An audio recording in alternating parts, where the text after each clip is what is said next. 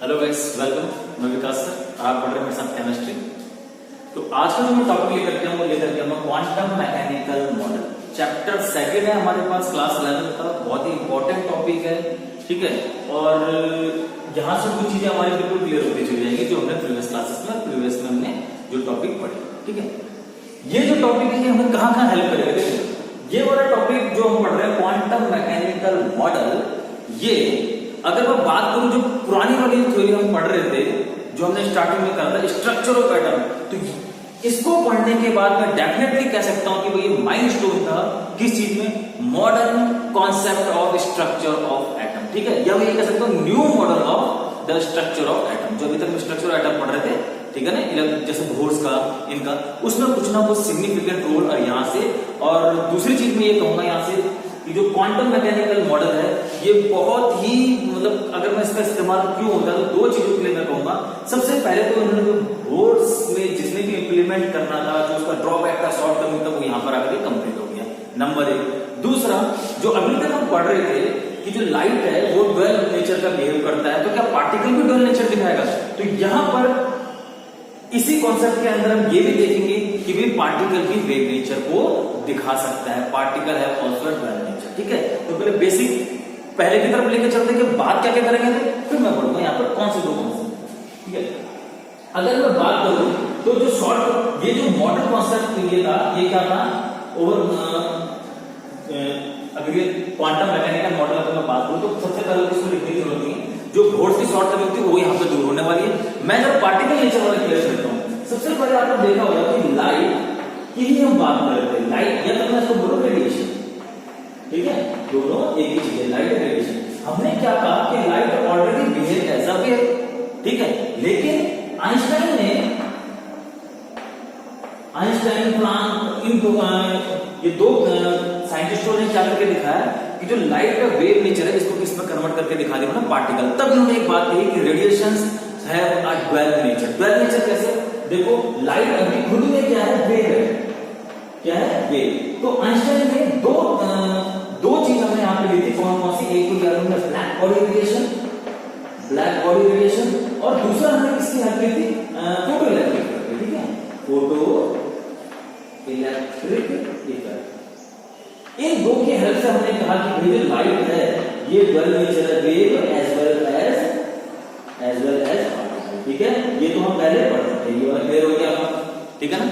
अब at the beginning of 20th century एक scientist आए हमारे पास जिनको हम कहते हैं डी ब्रोगली। उन्होंने बहुत अच्छी बात कही कि मुझे लाइट जो खुद में वेव है पार्टिकल नेचर की तरह बिहेव कर सकती है, तो क्या पार्टिकल में क्या लूंगा मैं, इलेक्ट्रॉन, प्रोटॉन, एटम, मॉलिक्यूल, कुछ भी एक्सेट्रा, कुछ भी ले सकते हैं, क्या वो बिहेव नहीं कर सकता किसकी तरह, पार्टिकल वेव की तरह? देखो यहाँ पर क्या कहा। अब जो हम यहाँ पे जो कॉन्सेप्ट पढ़ेंगे वो है हमारा डी ब्रोगली। मैं आपको वहां लेके चलूं, पहले मैं स्टार्ट करूं। डी ब्रोगली ने क्या कहा कि जो पार्टिकल है, पार्टिकल सोर्स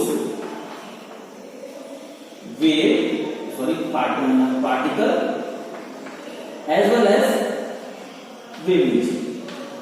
तो यहां पर से ये भी क्या कर रहे हैं, ड्वेल नेचर। अब मैं पार्टिकल और रेडिएशन को साथ में बोल सकता हूं dual nature of matter, dual nature of matter. Matter में सारी चीजें आ गई। जो पहला मैंने बोला कि वेव पार्टिकल की तरह बिहेव कर सकता है, दूसरा कह रहा है कि पार्टिकल वेव पार्टिकल की तरह बिहेव कर सकते हैं, पार्टिकल वेव की तरह बिहेव कर सकते हैं, मैं मैटर क्यों ना बोलूं, ठीक है। तो यहां से जो हमने डी ब्रोगली ने क्वेश्चन दिखाई, हमने सब ये बताया कि जब लाइट वेव बिहेव कर सकती है पार्टिकल की तरह, तो पार्टिकल जब अब कौन कौन से पार्टिकल ले रहे हैं यहाँ पे, इलेक्ट्रॉन, प्रोटॉन, एटम, मॉलिक्यूल, ये सारे के सारे क्या है, पार्टिकल। तो ये भी किसी तरह बिहेव कर सकते हैं, वेव की तरह, ठीक है। तो यही हम पढ़ने जा रहे हैं। तो मैंने बता दिया क्वांटम मैकेनिकल मॉडल की सबसे अच्छी दो बातें क्या है, एक तो शॉर्ट टर्मिंग और बोर्ड्स को कंप्लीट करना, दूर करना, ठीक है। उसने जैसे कि बोर्ड्स में बोला था ऑर्बिटल, ये दूसरे वाले में आ जाए, मैं अभी आपको क्लियर कर रहा हूं वन बाय वन। और दूसरा, जैसे कि अभी तक हम पढ़ रहे थे कि वेव पार्टिकल की तरह बिहेव करता है, तो यहां पर हम ये भी पढ़ेंगे कि पार्टिकल भी वेव की तरह बिहेव करता है। इसके अंदर हम दो चीजें पढ़ेंगे। सबसे पहले आ जाएगा हमारे पास ड्वेल नेचर, अभी मैंने बताया आपको, ड्वेल नेचर ऑफ मैटर। और मैटर क्यों बोल रहा हूं मैं, क्यों कह रहा हूं मैटर, क्योंकि अब हम लाइट मतलब वेव और पार्टिकल को एक साथ कंसिडर कर रहे हैं। मैटर या फिर मैं इसको ये भी कह सकता हूं डी ब्रोगली इक्वेशंस। ये पहला पार्ट है किसका, क्वांटम मैकेनिकल मॉडल। यहां से क्या चीजें क्लियर हुई हमारी, model concept of structure of atom. क्यों बोल रहा हूं मैं, क्योंकि यहां से हम पे एक चीज आगे के दोनों ड्वेल बिहेवियर, पार्टिकल का ड्वेल बिहेवियर शो करता है, वो अपने आपको ड्वेल नेचर का शो करता है। ठीक है, जैसे हम पहले पढ़ रहे थे रेडिएशन लाइट बॉडी में कि सिर्फ वो पार्टिकल है तो पार्टिकल भी बिहेव है। तो यहाँ पे जो डी ब्रोगली ने कहा, इन्होंने सिर्फ एक बात कही थी, क्या कहा है इन्होंने, जैसे मैंने आपको बताया कि पार्टिकल्स ऑल्सो शोज, मैं लिख देता हूं, पार्टिकल में also exhibit dual nature means wave, या मैं यहां पर पार्टिकल लिखूं, means particle as well as wave nature. ठीक है, तो ये हो गया इसका थ्योरेटिकल क्वेश्चंस कि डी ब्रोगली ने एक्चुअल में क्या कहा। अब मैं पढ़ता हूं इसके मैथमेटिकल पोर्शन की। ठीक है भाई, तो यहां से मैं ये भी कह सकता हूं कि all material particle in a motion possesses a wave character. ठीक है, तो चलिए मैथमेटिकल डेरिवेशन हम इसका निकाल के देखते हैं। तो देखो बहुत ही बढ़िया तरीके से डी ब्रोगली ने क्या करा, एक वेव नेचर से इक्वेशन उठाया, एक पार्टिकल नेचर से इक्वेशन उठाया, दोनों को कंबाइन करके उन्होंने क्या कर दिया, ड्वेल नेचर से शो कर दिया। तो आइए मैं भी ऐसे हम क्या कर रहे हैं यहाँ पर, पहले अकॉर्डिंग टू प्लांक्स, अगर हम प्लांक्स रूल से तो इन्होंने क्या कहा था, जो एनर्जी है वर्सेस एच न्यू। ठीक है, अभी चीज ध्यान देना, मैं क्वेश्चन फर्स्ट लिख रहा हूं, यहां पर जो इलेक्ट्रॉन है कोई भी चीज है उसकी जो एनर्जी हम ले रहे हैं न्यू वेव कैरेक्टर, मतलब जो प्लांक्स है उसका मैं वेव वाला कॉन्सेप्ट से क्वेश्चंस दे रहा हूं। ठीक है क्या, न्यू क्या है आपका, न्यू इक्वल्स सी ओवर लैम्डा, मतलब कहीं ना कहीं इसको ये पूरा जो न्यू जहां आएगा समझ जाना वेव कैरेक्टर की बात होगी। क्लियर है ना इतना। अब अगर मैं बात करूं आइंस्टाइन की, आइंस्टाइन ने क्या करा था, पार्टिकल नेचर, उन्होंने क्वांटा लिया था, फोटोइलेक्ट्रिक वेव से पार्टिकल नेचर को प्रूव करके दिखाया था। इनकी जो इक्वेशंस थी वो क्या थी, E equal to mc square. ये इक्वेशन नंबर 2, जो C है वो speed of a particle, speed of a body object, इसका मतलब है पार्टिकल है, प्लांक कांस्टेंट है।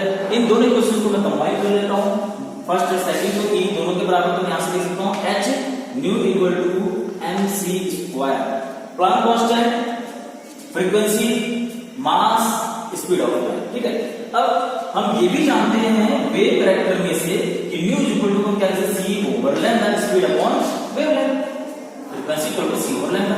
तो यहां पर h c over lambda equal to mc square, एक c से एक c कैंसिल आउट हो गया, तो यहां से क्या बचा मेरे पास, ये जो लैम्डा में इधर उधर आ जाता है mc इसके नीचे आ जाएगा, तो मैं ये लिख दूं direct, lambda equal to h upon mc। वो यही तो आ गया, लैम्डा पे चला गया, mc इसके नीचे आ गया। ठीक है, ये तो बात हुई स्पीड ऑफ लाइट के लिए, जहां पर मैं 3 to 10 की पावर 8 मीटर पर सेकंड में। अगर मैं स्पीड ऑफ लाइट की जगह में स्पीड ऑफ ऑब्जेक्ट या पार्टिकल बोल दूं, कोई भी इलेक्ट्रॉन प्रोटॉन, तो मैं c को कन्वर्ट कर देता हूं इसमें v में, इससे कोई दिक्कत नहीं है। तो h upon mv, v is a velocity. ठीक है, ये न्यू है फ्रीक्वेंसी, वो v है वेलोसिटी।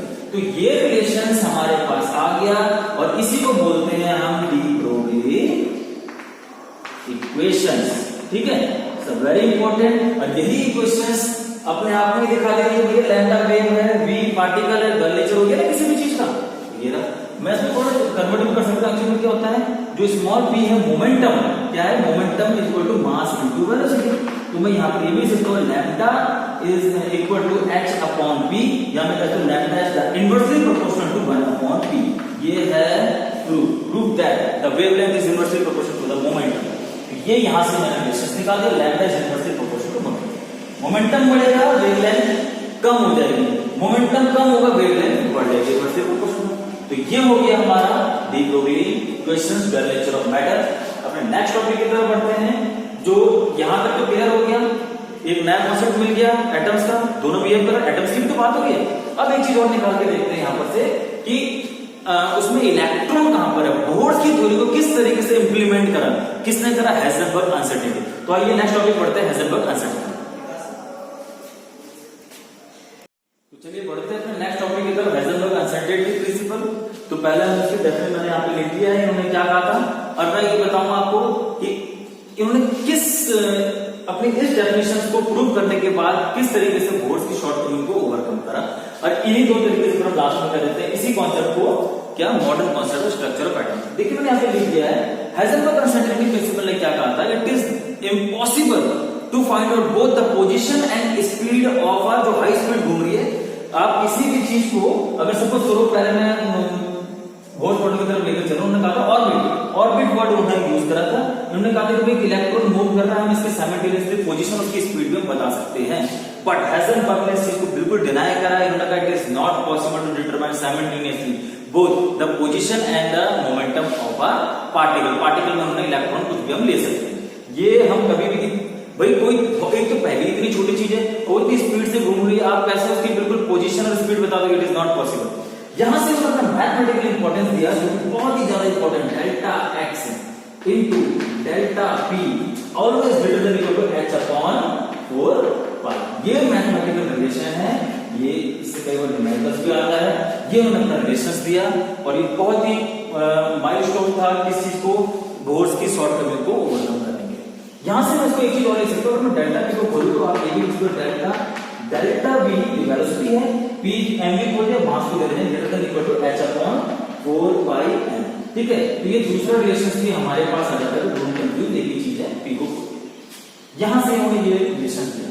अब बहुत ही ढंग से ध्यान से समझना आपने इस रिलेशन का काम कैसे कर रहा है, जो ये चीज बोल रहे हैं इस मैथमेटिकल रिलेशन से निकालने जा रहे हैं। ठीक है, तो देखो सबसे पहले तो समझो डेल्टा क्या है, डेल्टा मतलब है एरर। डेल्टा मतलब क्या होता है, एरर, कुछ ना कुछ गड़बड़। अगर डेल्टा उसमें कोई क्या बोलते हैं डिफरेंस ही नहीं है, एरर ही नहीं है, गड़बड़ी नहीं है, तो मैं इसे डायरेक्ट एक्स में लिख सकता। डेल्टा मतलब होता है कुछ ना कुछ क्या है ऊपर नीचे, प्लस 5 प्लस माइनस का मतलब कुछ ना कुछ प्लस माइनस की गड़बड़, तो ये मैंने आपको सिर्फ डेल्टा समझा। अब यहां से किस वो कह रहे हैं कि आप एक साथ क्या नहीं निकाल सकते, पोजीशन और वेलोसिटी आप एक साथ कभी भी फाइंड आउट नहीं कर सकते। अब यहां पर समझो, हाँ देखो मैं पहला बता रहा हूं, बहुत ढंग से समझना। सपोज अगर मैं पोजीशन, ये क्या है पोजीशन है, वो मोमेंटम, अगर मैं पोजीशन बोल रहा हूं तो मेरे को पता है, नो अगर आप पोजीशन को जानते हो मतलब इसकी एक्यूरेट वैल्यू आपको पता है। ठीक है, तो जब आपको एक्यूरेट वैल्यू पता है तो डेल्टा एक्स ऑटोमेटिकली क्या हो जाएगा, 0। भाई आपको जब उसकी वैल्यू पता है तो उसमें एरर कुछ नहीं है, जब एरर नहीं है तो डेल्टा एक्स मतलब 0 हो गया ना, एरर 0। भाई प्लस माइनस का एरर होगा तो ज्यादा जाएगा डेल्टा, यहाँ पे कुछ एरर नहीं रहेगा। अब आप इसी को उठा करके यहाँ को, तो जब डेल्टा यहाँ पे रख दो, ये 0 हो गया, 0 चला जाएगा यहाँ नीचे, तो क्या आ गया greater than equal to h upon 4 pi 0। अब आप किसी भी चीज को 0 से डिवाइड करोगे तो क्या आ जाएगा आपके पास, जो आपका आएगा वो आ जाएगा इनफाइनाइट। समझ गए, तो देखा आपने, अगर आपको पोजीशन पता थी तो डेल्टा p मोमेंटम में इतना ज्यादा एरर आ गया कि आप उसको निकाल ही नहीं सकते, तभी तो वो कह रहे हैं कि आप दोनों एक साथ कभी निकाल ही नहीं सकते हो। समझ आया किस तरीके से डेल्टा p इनफाइनाइट एरर आ रहा है, इसका मतलब इसको फाइंड आउट ही नहीं कर सकते। क्लियर है ना, एक चीज निकाल सकते हो दूसरी चीज नहीं निकाल सकते, दोनों कभी एक साथ नहीं निकल सकते, ये कह रहा हूं। अब अगर मैं सेकंड पोजीशन इसी का कन्वर्ट करूं, मैं कह रहा हूं मुझे मोमेंटम पता है या वेलोसिटी पता है डेल्टा, आपको क्या है ये पता है, इसका मतलब क्या होगा 0, आप जानते हो उसकी एक्यूरेट वैल्यू। एरर क्या है इसमें, नो एरर, मतलब कि आप इसको एक्यूरेट जानते हैं, एक्यूरेट उसमें एरर नहीं है। ठीक है, समझ लो बात, एक आप क्लियर जानते हो। अगर मैं यहां से मुझे पोजीशन निकालना है तो देखो h अपॉन 4 पाई करके डेल्टा के नीचे चला 0, तो फिर ये आ जाएगा delta x is greater than equal to infinite. अब पोजीशन में इनफाइनाइट डेल्टा x इतना ज्यादा एरर आ गया कि आप उसे निकाल नहीं सकते। क्लियर हो गया, मतलब साइमल्टेनियसली आप दोनों चीजें नहीं निकाल सकते। तो ये थी हमारी हाइजेनबर्ग अनसर्टेनिटी, इसी के साथ हमारे टॉपिक भी फिनिश हो गया। दो चीजें फिर से मैं आपको रिपीट कर रहा हूं, वो क्या क्या है देखो। अच्छा, यहां से इन्होंने एक चीज और दे दी, जब ऑर्बिट अभी तक हम पढ़ रहे थे बोर्ड्स का, अब इन्होंने ऑर्बिटल दे दिया। कैसे, क्वांटम मैकेनिकल मॉडल को ही modern concept of structure of atom कहते हैं। क्यों, क्योंकि जो अभी तक शॉर्टकमिंग आ रही थी, जैसे कि बिहेवियर में किस तरह बिहेव करता है, वो डी ब्रोगली ने कंफर्म कर दिया। ठीक है, क्या हम उसकी पोजीशन और उसका मोमेंटम एक साथ निकाल सकते हो, हाइजेनबर्ग ने क्लियर कर दिया। ठीक है, बोर्ड्स की शॉर्टकमिंग को क्लियर कर दिया। जो अभी तक बोर्ड्स एक ही इलेक्ट्रॉन को लेकर के चल रहे थे, यहाँ पर अगर आप देखो तो यहाँ पर जो बोर्ड्स की जो शॉर्टकमिंग की जो उनकी खामियां थी, ड्रॉबैक थी, यहाँ पे क्लियर हो गई है। कैसे, उन्होंने कहा था कि हम स्पीड वेलोसिटी तक यहाँ पर हम साइमल्टेनियसली नहीं निकाल सकते। क्लियर हो गया। एक और चीज जो यहाँ पर थोड़ा सा ध्यान रखनी है, इससे पहले ऑर्बिटल की बात कर रहे थे हम कोर्स में, यहाँ पर नया कॉन्सेप्ट हैजन बन रही है ऑर्बिटल। इससे पहले ऑर्बिट की बात करते हैं। ऑर्बिट, ऑर्बिटल क्या है? Orbit is a fixed path, एक फिक्स्ड पाथ है। ऑर्बिटल क्या है? रीजन है जहां पर इलेक्ट्रॉन की प्रोबेबिलिटी हमें कितनी ज्यादा है, वो रीजन आ गया, ये फिक्स्ड पाथ हो गया, तो वो भी डिनाई हो चुका है हैजन। आई होप आपको ये टॉपिक बिल्कुल क्लियर समझ में आएगा। ठीक है, कोई प्रॉब्लम है या समझ में नहीं आया तो पूछना चाहते हो नीचे कमेंट बॉक्स में से लिख सकते हैं। Okay, thank you.